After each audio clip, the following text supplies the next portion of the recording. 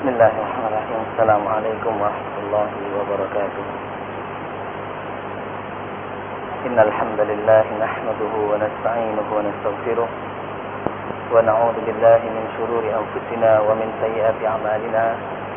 Man yahdihillahu fala mudilla lahu wa man yudlil fala hadiya lahu. Ashhadu an la ilaha illallah wahdahu la syarika lahu wa ashhadu anna Muhammadan 'abduhu wa rasuluh. لا نبي بعده صلى الله عليه وعلى آله وصحبه وسلم تسليما كثيرا.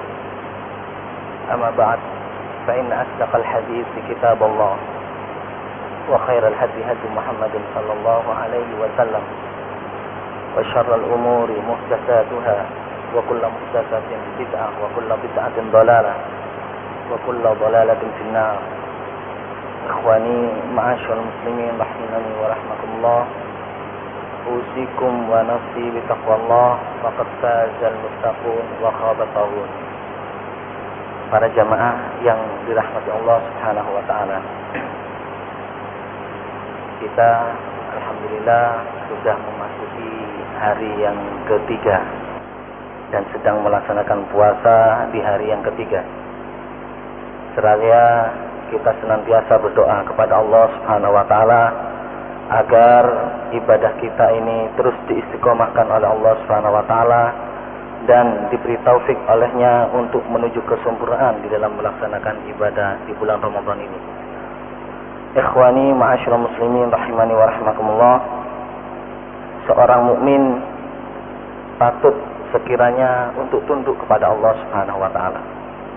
Dengan keimanannya kepada Allah Subhanahu wa taala, dengan keimanannya kepada Rasulullah sallallahu alaihi wasallam bahwasanya dia adalah utusan Allah yang mengemban misi at-tabligh dan kita diwajibkan oleh Allah Subhanahu wa taala untuk meneladani dan mengikuti beliau, maka seharusnya kita ini tunduk kepada ajaran syariat ini.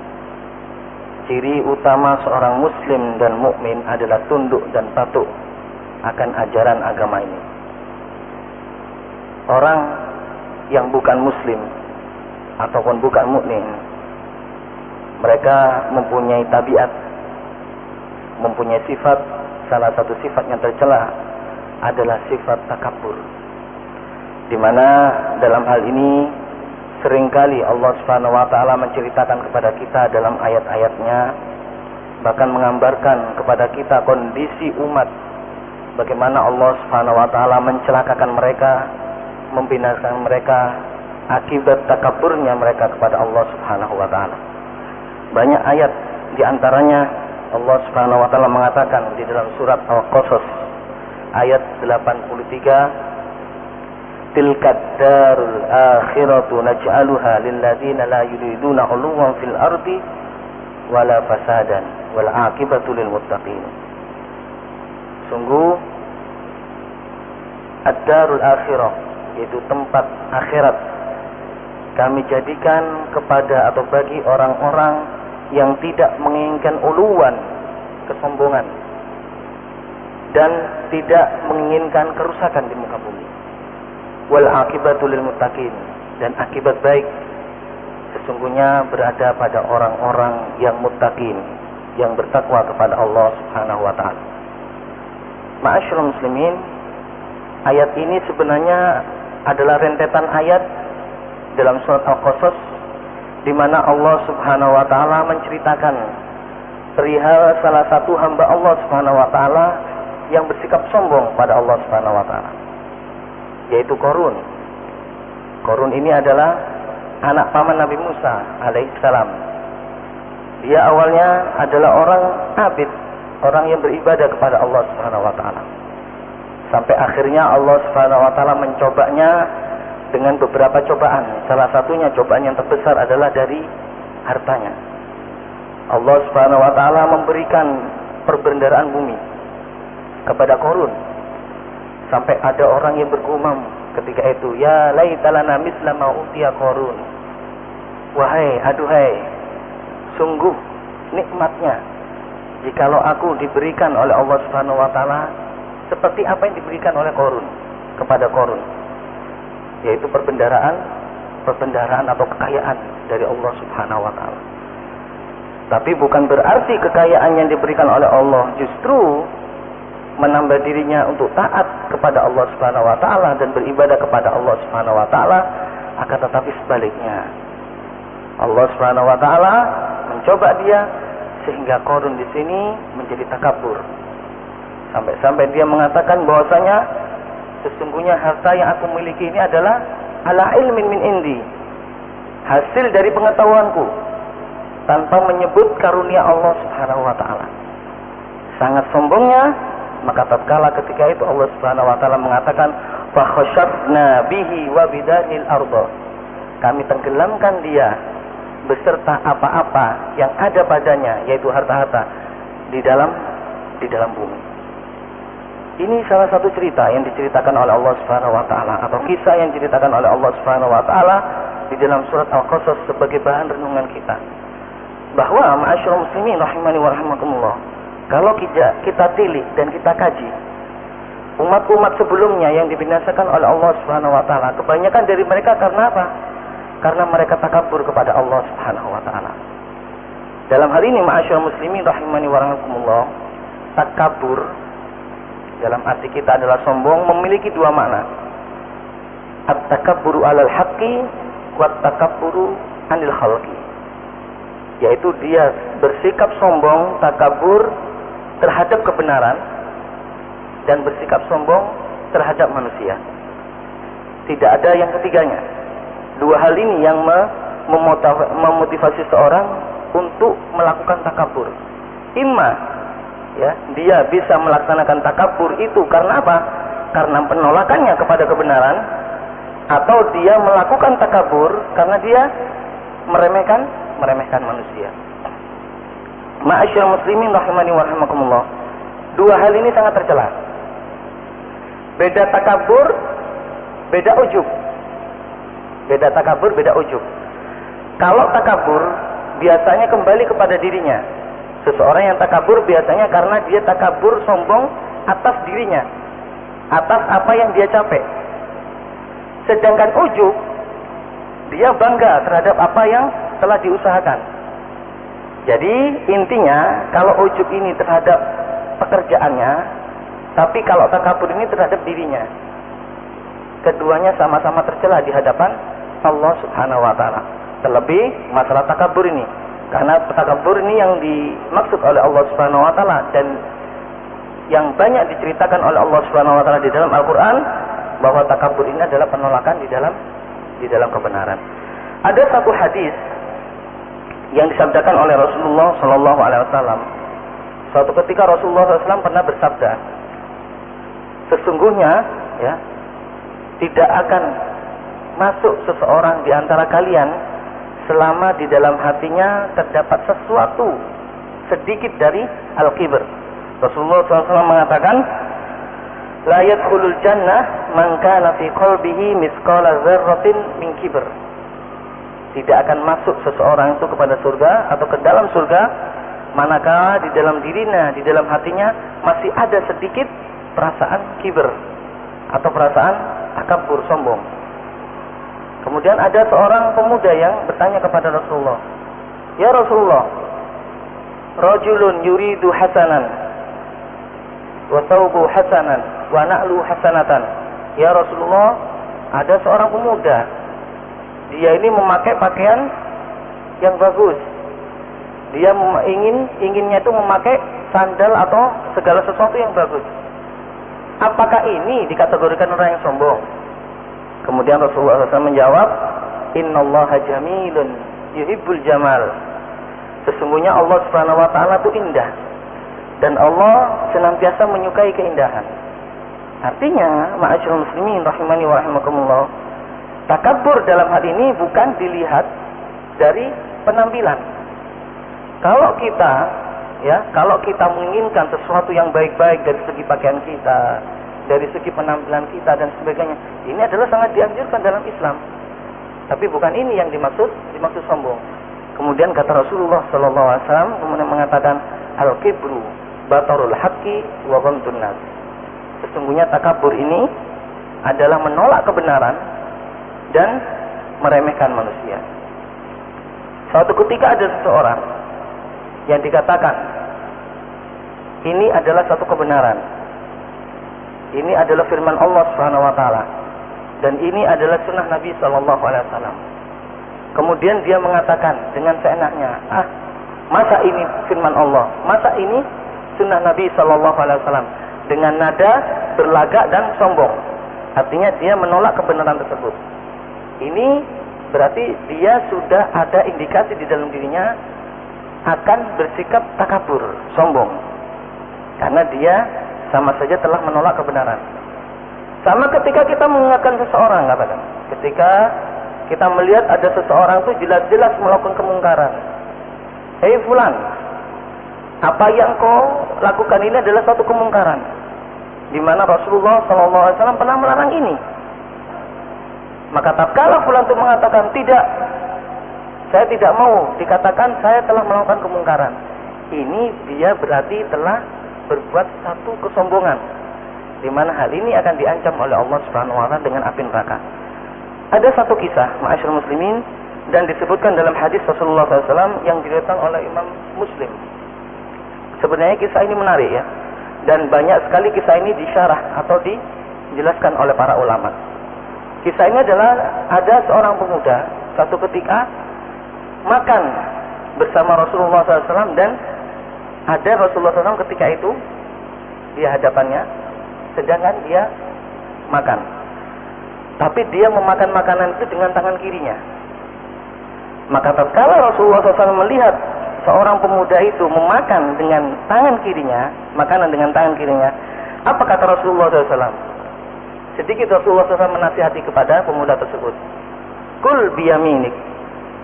Hai fulan, hai pemuda, makanlah dengan tangan kananmu. Apa kata pemuda ini?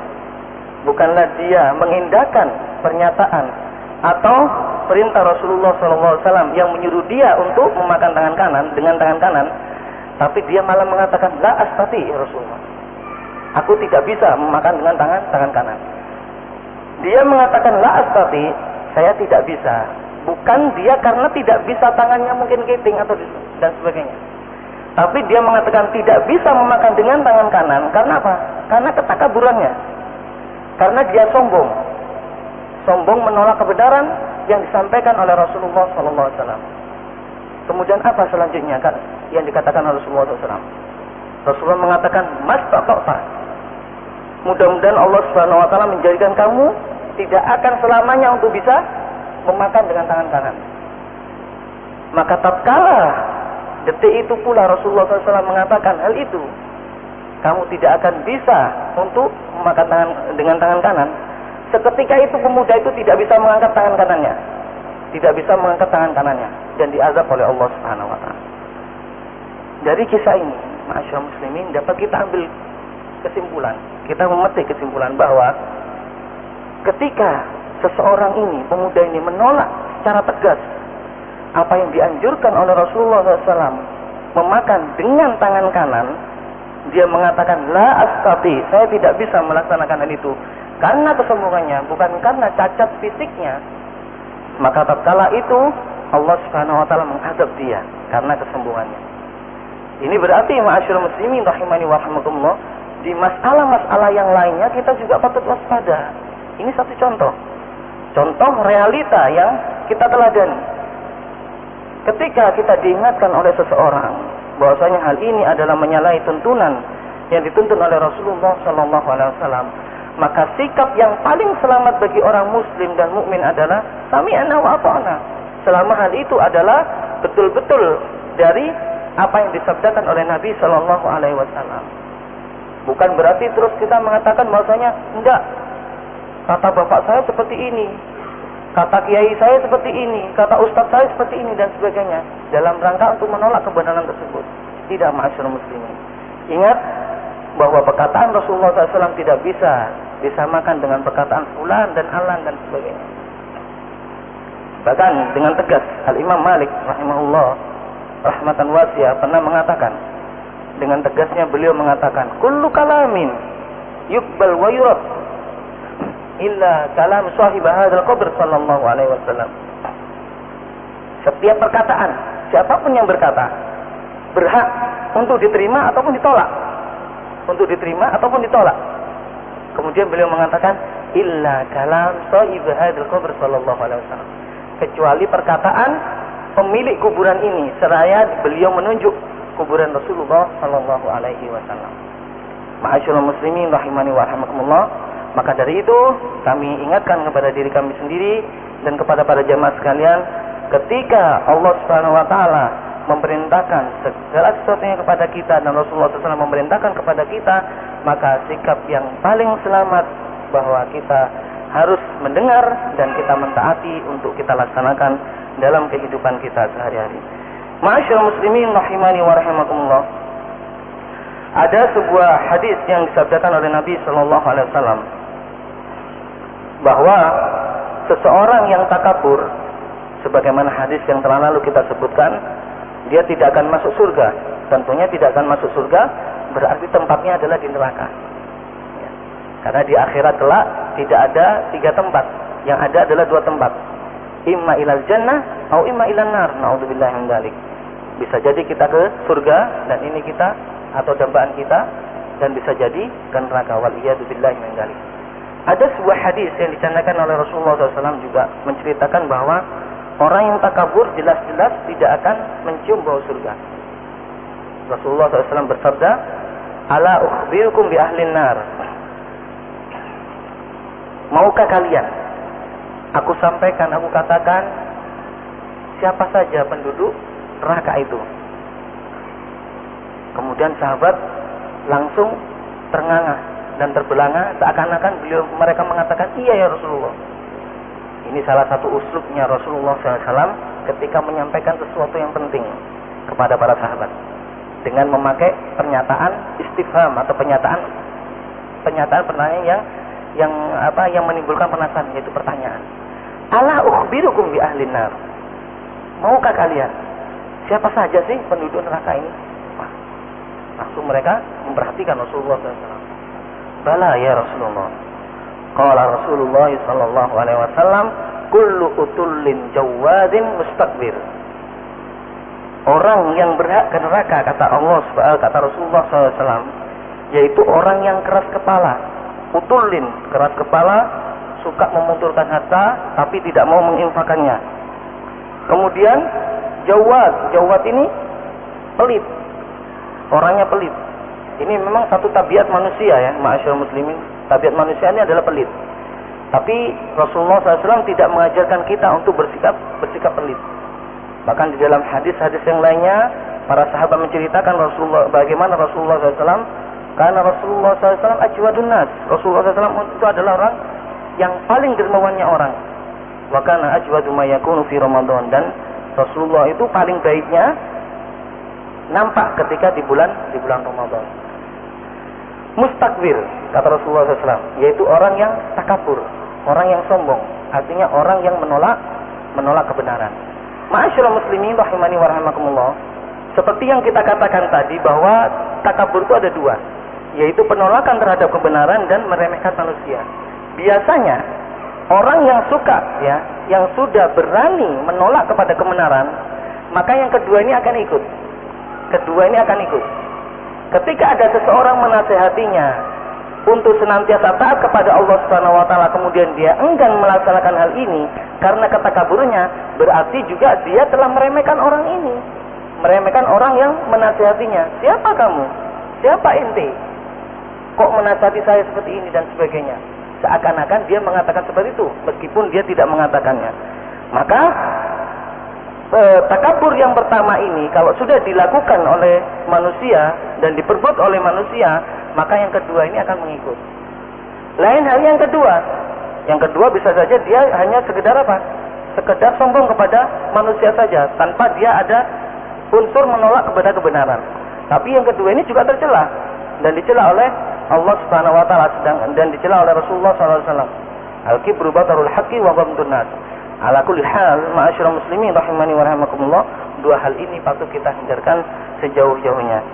Kemudian ma'asyiral muslimin rahimani wa rahimakumullah, Rasulullah SAW juga menceritakan tentang perihal surga dan neraka. Bagaimana ketika mereka itu berdebat di hadapan Allah Subhanahu wa taala. di dalam sebuah hadis yang sahih yang diriwayatkan oleh Imam Muslim bahwa Rasulullah sallallahu alaihi wasallam pernah bersabda, ihtajjatil jannatu wan nar. Suatu ketika surga dan neraka berbantah-bantahan di hadapan Allah Subhanahu wa taala. Faqalatin nar. Kemudian neraka mengatakan, fiyal jabbarun wal mutakabbirun. Di dalamku kata neraka, banyak sekali orang-orang yang sombong dan orang pemimpin-pemimpin yang keras kepala dan durhaka. Al-jabbarun wal mutakabbirun. Wa qalatil jannah fi du'afa wal masakin. Lain kamu wahai neraka, di dalamku terdapat banyak orang-orang yang lemah, banyak orang-orang yang miskin.